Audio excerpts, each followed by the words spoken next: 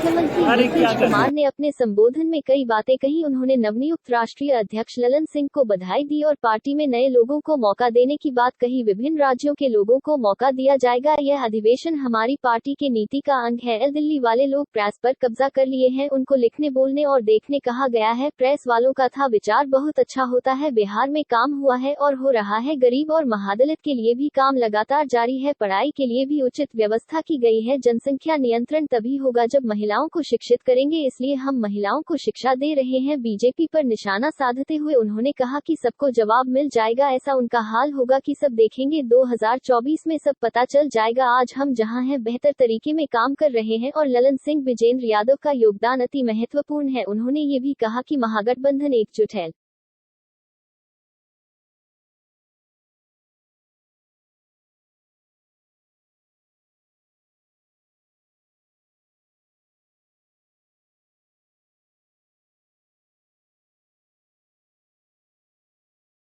और ध्यान भटकाने के लिए धार्मिक उन्माद फैलाने का काम दिन भर चलता रहा। इसलिए कि देश को बांटने की उनकी मंशा है। देश के जो लोग हैं, देश के अंदर विभेद पैदा करने की उनकी योजना है। हिंदू में, मुसलमान में, सिख में, ईसाई में, ये सारा तंत्र वो चला रहे हैं। ये कौन चलाएगा? जिसको लोकतंत्र में विश्वास नहीं है, जिसको प्रजातंत्र में विश्वास नहीं है। आपने कहा कि 2014 में कि जब हम सत्ता में आएंगे, हर घर में 10 लाख, हर गरीब के घर में 10 से 15 लाख रुपया पहुंच जाएगा। अरे भाई, 2-4-10 का भी तो नाम बताओ जिसके घर में 15 लाख रुपया पहुंचा दिया आपने। एक को नहीं पहुंचाने का काम। तो देश की जनता हिसाब नहीं मांगे, इसलिए पूरे देश को भटकाने का काम किया जाए। आज लोकतंत्र खतरे में। सभी जो संवैधानिक संस्थाएं हैं, उन पर उनका कब्जा है, अघोषित रूप से कब्जा है। और एक था पहले चौथा स्तंभ लोकतंत्र का चौथा स्तंभ कहा जाता था मीडिया। वो चौथा स्तंभ हिला दिया, उस पर भी कब्जा कर लिया। आज जितने मीडिया हाउस हैं, सभी पर पूंजीपतियों का, इस देश के पूंजीपतियों का कब्जा है। और इसलिए एक खबर नहीं छपी। भाई, आप हिमाचल में हार गए, आप सत्ता में थे, आप दिल्ली डिक्टेटरशिप की तरफ देश जा रहा है।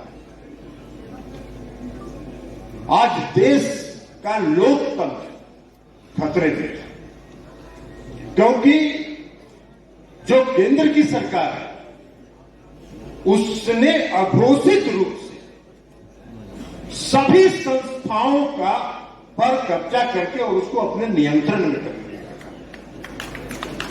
और जब ऐसा नियंत्रण होता है तो देश का जो लोकतंत्र है वो खतरे में। अधिनायक की तरफ इमरजेंसी का दिन हमको याद आता है, 1974 के आंदोलन का दिन हमको याद आता है। हम सब लोग आदरणीय वशिष्ठ दादा, हम लोग के नेता आदरणीय मुख्यमंत्री नीतीश कुमार जी, हम बहुत लोग इसमें हैं जो सब लोग 1974 के आंदोलन में थे। और उस समय की जो परिस्थिति थी, आज उससे काफी ज्यादा बदतर स्थिति। और इसलिए हम कर रहे हैं, जितनी संस्थाएं, सीबीआई है, ईडी है, इनकम टैक्स है, आप इतिहास उलट के देखें, पिछले 5 वर्षों का इतिहास उलट के देख लीजिए कि जितने राज्यों में विपक्ष के नेता रहे हैं, जिन्होंने भी केंद्र की सरकार का विरोध किया है, उनके यहां सीबीआई, ईडी और इनकम टैक्स घुसता है। उसका अपना विचार है, उसको अधिकार है अपनी बात रखने का, लेकिन करने देता है जबरदस्ती। ये कहता यही छापो, यही लिखो, तो वो तो अलग चीज है, लेकिन कम से कम सब चीज तो रिकॉर्डेड रहता है ना। कल होकर के जब उनका राज खत्म हो जाएगा तो सब रिकॉर्डेड चीज भाई बाद में करा देंगे। क्या बोला इसीलिए वो खत्म होने वाला नहीं है। तुम लोगों का तो चक्कर है तो छोड़ दीजिए, लेकिन आप सब लोग आए हैं तो बहुत खुशी की बात है और आप लोगों का भी स्वागत है। अब हम लोग तो सारा काम करते रहते हैं, हमारे सब लोगों को मालूम है जितना काम हम लोगों ने किया है। बिहार में जब काम करने का मौका मिला तो शुरू से ही जितना ज्यादा हम लोगों ने काम किया, सब लोगों ने संक्षेप में सारी बातें कर दी कि बिहार को आगे कितना हम लोग बढ़ाए और ठीक कहा गया, महिलाओं को प्रोत्साहित किया। जो आप समझ लीजिए अति पिछड़े वर्ग, दलित, महादलित और खास करके महादलितों को आइडेंटिफाई करके किस तरह से साथ से ही हम लोगों ने बहुत सारा काम किया, एक एक चीज और सबके लिए अधिकार। कौन नहीं पढ़ रहे थे, सबको पढ़ाना है।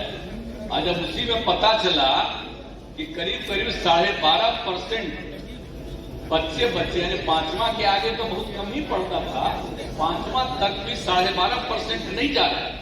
अब कौन है भाई?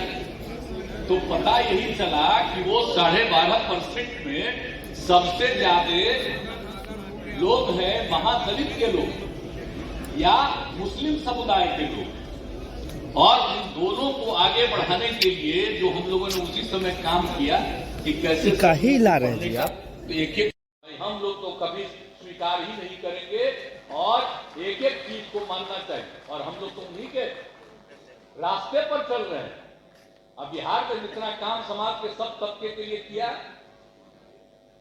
अब उसमें से भी कुछ लोगों को अपने हाथ में किए रहते हैं। जरा बताइए, जो उनके साथ जाते हैं, हम लोगों के खिलाफे में करते हैं वोट, जरा उससे पूछिएगा कभी कि अरे तेरा काम में कोई विरोध करता है, तुमको काम में कितना मदद मिला, कितना ज्यादा बिजनेस को बढ़ाने के लिए मदद मिला।